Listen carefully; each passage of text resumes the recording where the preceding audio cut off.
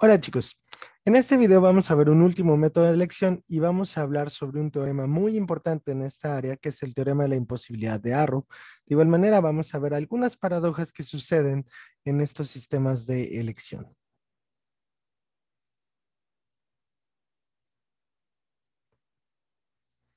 Entonces el método que vamos a hablar es el método de la segunda vuelta, ¿sí?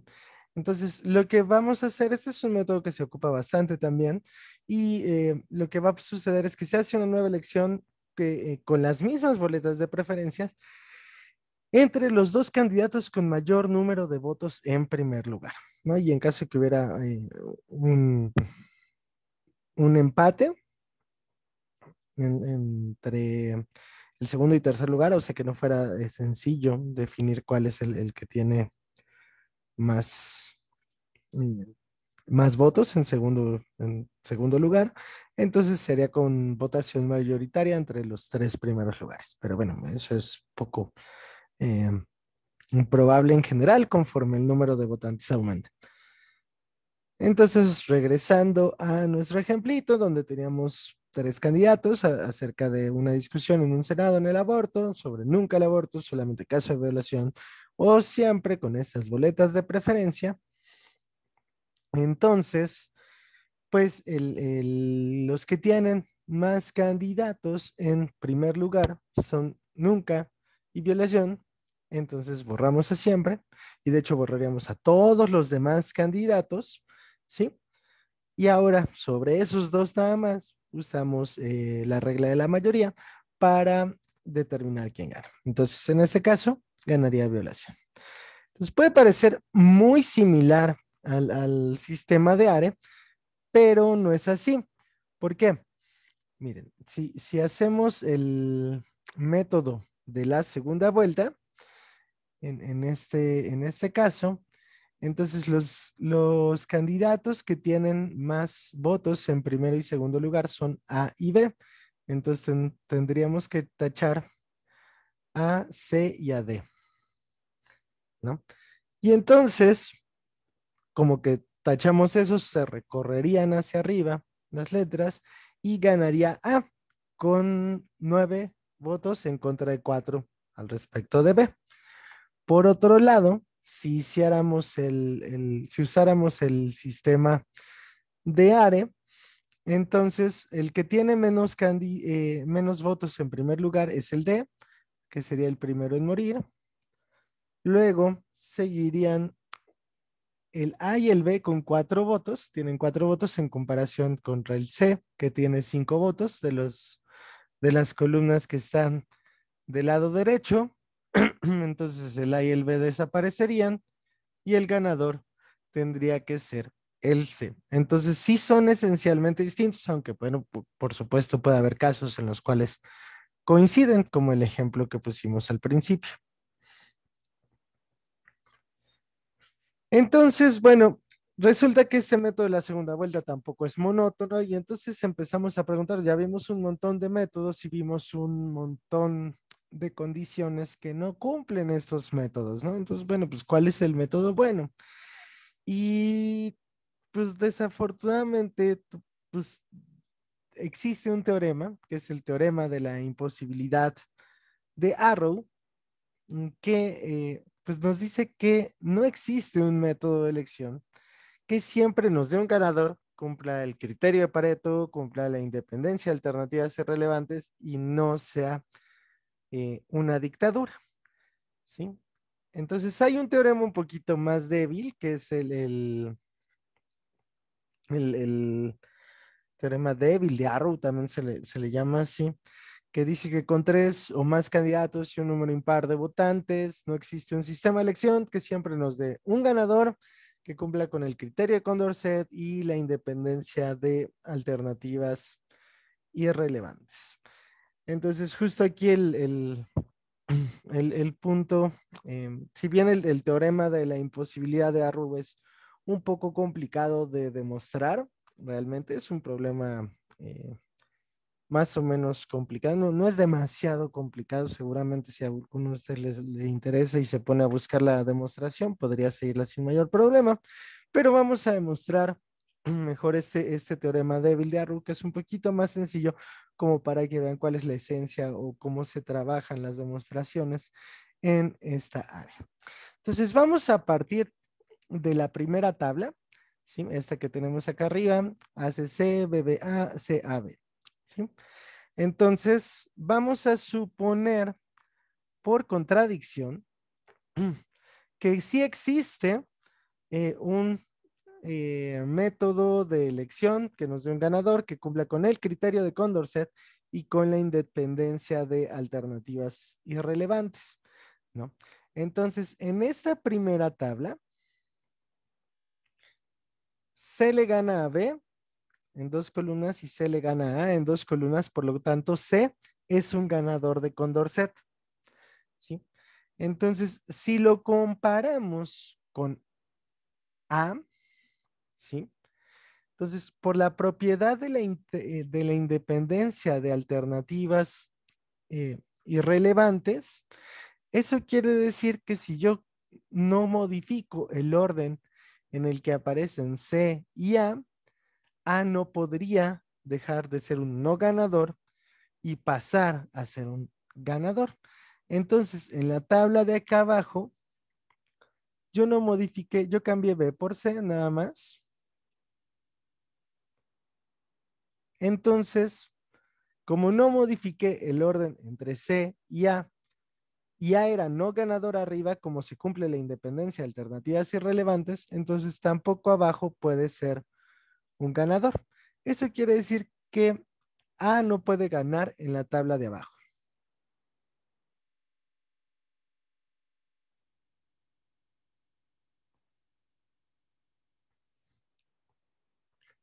¿Ok? Ahora, en el caso de B, tampoco puede ser un ganador en la tabla de abajo. Si ahora cambiamos en esta columna, aquí de nuevo C es ganador, y si ahora cambiamos en esta columna el, el orden entre A y C, ¿sí? Entonces el B tampoco podría ser un ganador en la tabla de acá abajo, y algo similar sucede con el C. Y lo que uno puede probar es que en esta tabla A no puede ser ganador, B no puede ser ganador y C no puede ser ganador.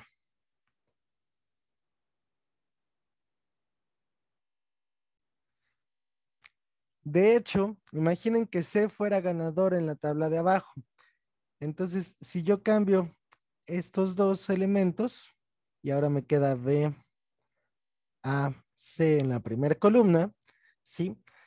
Como no cambia el orden entre B y C, entonces, por la independencia de alternativas irrelevantes, C tendría que ser ganador. Sin embargo, con esa nueva asignación, B sería un ganador de Condorcet y por lo tanto tendría que ser un ganador. Entonces eso quiere decir que C en la tabla de acá abajo no puede ser ganador. Entonces, inténtenlo pensar un ratito, realmente no es muy complicado probar que ni A, ni B, ni C pueden ser ganadores en la tabla de abajo. Entonces, eso implica que no existe un sistema de elección que siempre nos dé un ganador y que cumpla con el criterio de Condorcet y con la independencia de alternativas irrelevantes. Entonces, esencialmente el teorema de Arrow dice que aun cuando los individuos pueden establecer sus preferencias personales en un orden estricto que cumple una propiedad de transitividad, a lo que digo en una propiedad de transitividad es como que, bueno, si en mi orden A es mayor que B y B es mayor que C, entonces A es mayor que C, ¿sí? La sociedad no puede. ¿Sí? Esencialmente, la sociedad no puede establecer como conjunto de individuos, no siempre van a poder establecer un orden total con respecto a los candidatos, ¿sí? Y esto tiene implicaciones pues bastante complejas, ¿no? O sea, dado que vivimos en un mundo democrático, esencialmente asumimos que la democracia es pues lo mejor, ¿no? Es la solución en general a todo. Y resulta que hay un teorema que dice que no, no, o sea, que esencialmente la sociedad no puede establecer un buen orden a partir de las preferencias de los individuos, ¿no? Bueno, y que refleje las preferencias de los individuos, a eso nos referimos con el hecho de que no haya un dictador, ¿no?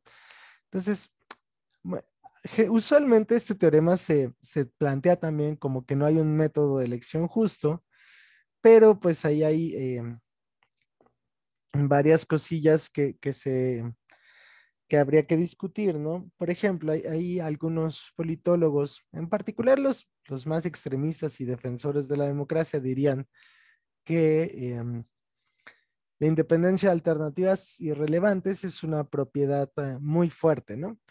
Que si cambiáramos, por ejemplo, con la condición de Pareto y monotonicidad y así, tal vez podría haber, o sea, como que le van relajando y diciendo, bueno, pues no, no existe ninguno que cumpla con la independencia de alternativas irrelevantes, pero si le pedimos un poquito menos, tal vez sí, ¿no?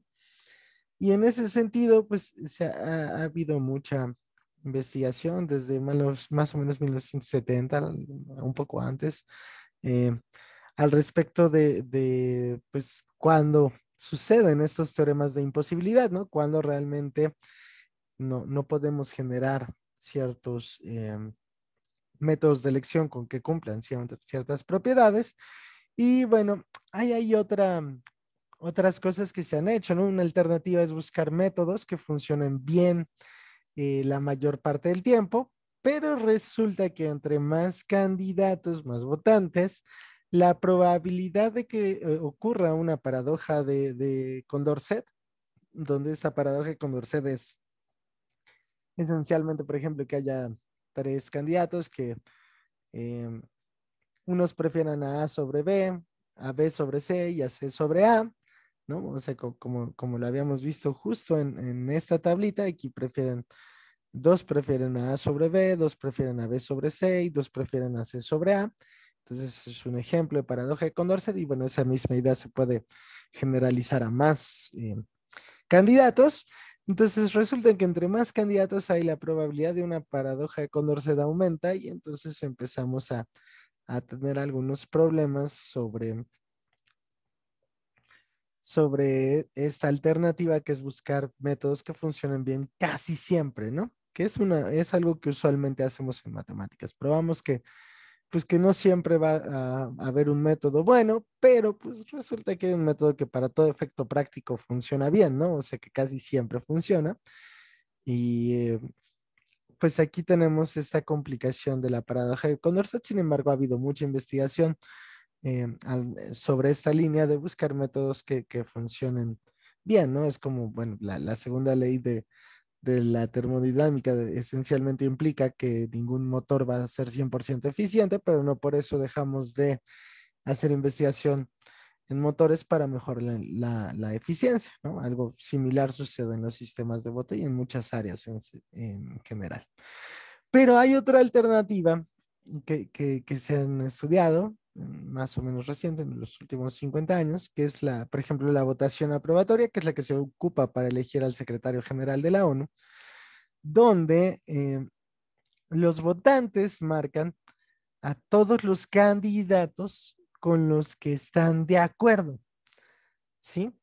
Entonces, aquí lo que se relaja es esta condición inicial de la que partimos en los sistemas de votación, de que teníamos que tener un orden estricto, ¿no? Entre los candidatos, ¿no? Aquí perdemos esa condición, esa restricción, ya no tenemos que dar un orden estricto entre los candidatos, entonces podría haber dos o tres o cuatro que cumplan con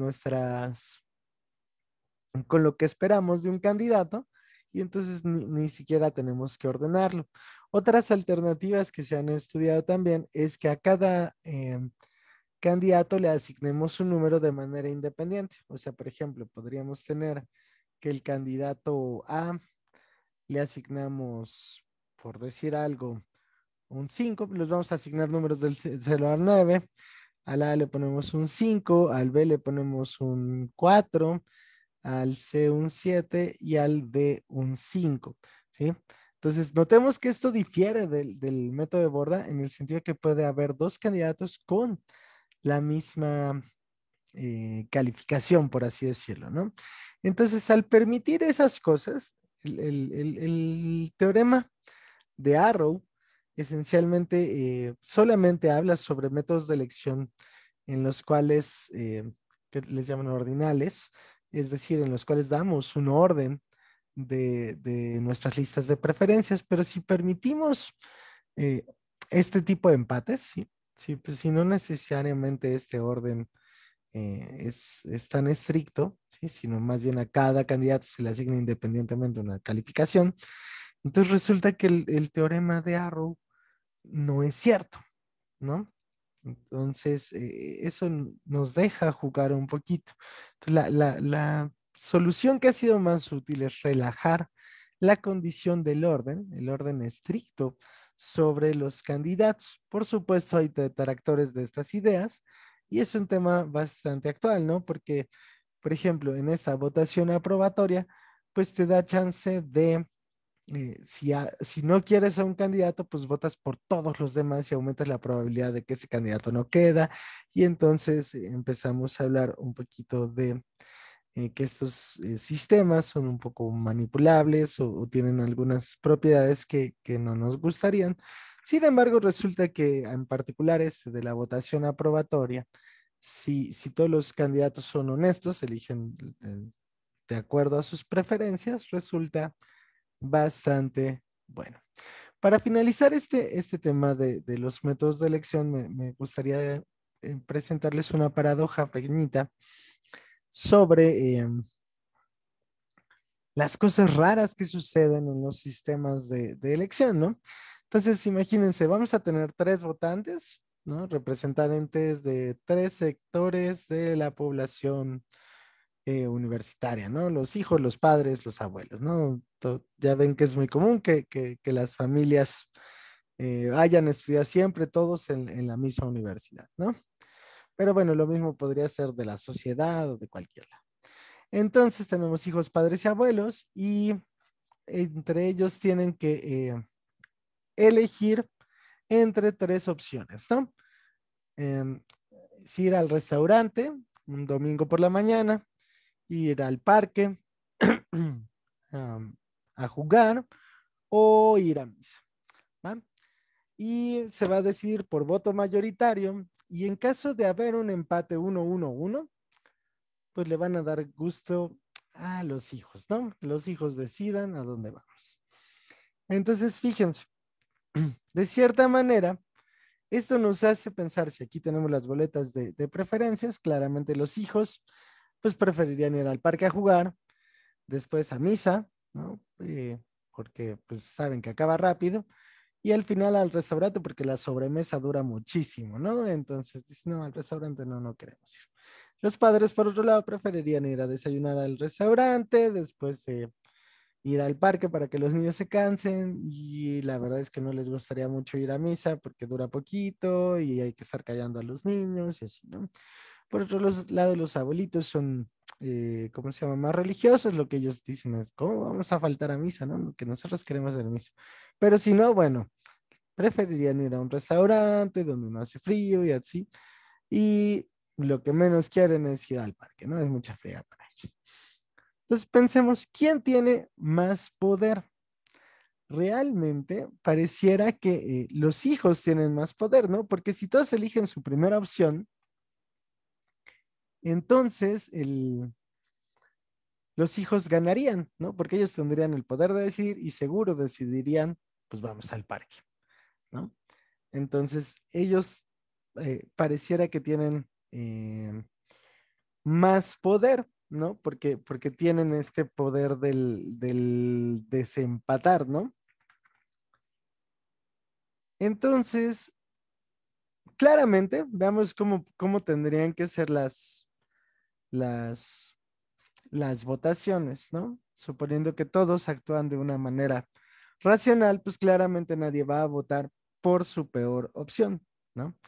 Entonces, Los hijos van a votar parque, porque es su mejor opción, ¿no? Si ellos votan parque, si ellos votan misa o restaurante, pues prácticamente que va a ganar. Va a ganar ese que elija, ¿no? Pero si votan parque y cada quien hace lo mismo y vota por su primera opción, entonces ellos van a ganar porque tienen este poder de juez, ¿no? De poder decidir a dónde van si hay un empate 1-1-1. ¿Ok? Ahora, ¿qué pasará con los padres? Los padres, pues, si votan parque, pues ya seguro van a ir al parque. Pero si votan restaurante, tienen posibilidad de obtener algo que en sus preferencias está más arriba, que es ir al restaurante, ¿sí? Y en cualquiera de los dos casos, dado que los hijos van a votar por ir al parque, entonces pues, los padres o van a recibir parque o van a recibir restaurante. Entonces, su mejor opción es votar por restaurante, en el sentido de que si votan parque ya es default parque, y si votan restaurante, pues sería parque, si los abuelos votan misa, o eh, restaurante, ¿no? Entonces ellos tienen como que la mayor chance de ganar si votan por el restaurante. Entonces los padres van a votar restaurante y ¿qué pasa con los abuelos? Fíjense, si los abuelos votan misa, entonces, eh, pues saben que va a haber un empate, 1-1-1, y pues van a tener que ir al parque, que es su peor opción, es lo que menos quieren. Entonces, la mejor alternativa para los abuelos, dado que no se les va a hacer ir a misa, es votar restaurante, ¿no? Para que no vayan a su peor opción, que es el parque. Esa es su mejor estrategia, es votar restaurante. Y entonces, si los padres y los abuelos votan restaurante, pues, ¿quién pierde? Resulta que el que pierde claramente gana restaurante, pero restaurante es la peor opción de los hijos, ¿sí? Entonces, eso quiere decir que los hijos que al parecer tenían más poder, porque eran los que podían decidir en términos de un empate, realmente fueron los que terminaron con su peor eh, candidato en la boleta de preferencias, ¿sí? Entonces, este son el tipo de paradojas que suceden en los métodos de votos cuando uno empieza a analizar las estrategias y empieza a decir, bueno, pues no actuaron como, actuaron de manera racional, pero no honesta, en el sentido que no todos votaron por su mejor opción, ¿no? Sí, sino por la que más les fuera conveniente para el resultado general. Y eso nos lleva al tema de la manipulación de voto, que es lo que vamos a ver en los siguientes videos.